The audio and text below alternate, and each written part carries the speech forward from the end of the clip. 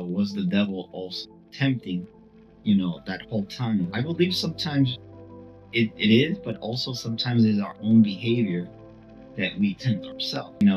We tempt ourselves with thoughts, right? Even if nobody's whispered. This is why Jesus always says, like, what's in you, you have sin with your heart, and the devil can't get into your heart because that's God's dominion. So some responsibilities also yours.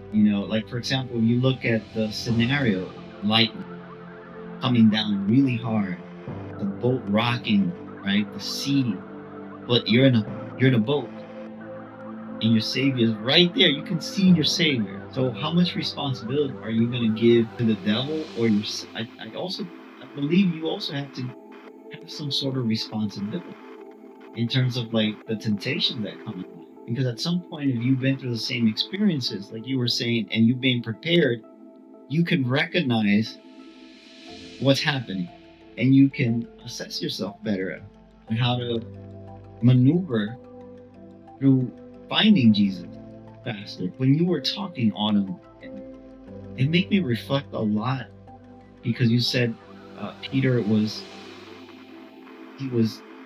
humble a lot through teaching. Peter was a little hard-headed too at the beginning with Jesus, right? And Jesus loved him so much, right? There's this part that always breaks me down in a good way. There's an old movie called Jesus of Nazareth. It's like 6 hours, probably one of the best Jesus movies ever. And Jesus goes to the red zone because he tells Matthew to invite him to his house. So he goes to Matthew, and what you see there is taxpayer, a tax collector. I'm sorry, with a lot of people of the world, and Peter's like, "Don't go, don't go. You're going to.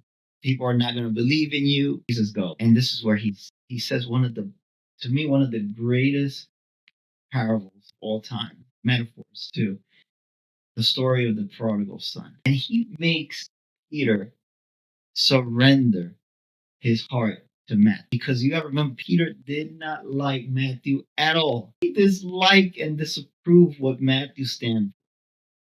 So when he says the prodigal son, he understands that he's on Jesus' side, and everything that belongs to Jesus belongs to him. It's almost like being in that boat. You're safe. I'm here. You're surrounded by me, no matter what happens outside. And that moment of enlightenment for Peter to understand, like, oh, I wasn't the one lost. Why am I complaining?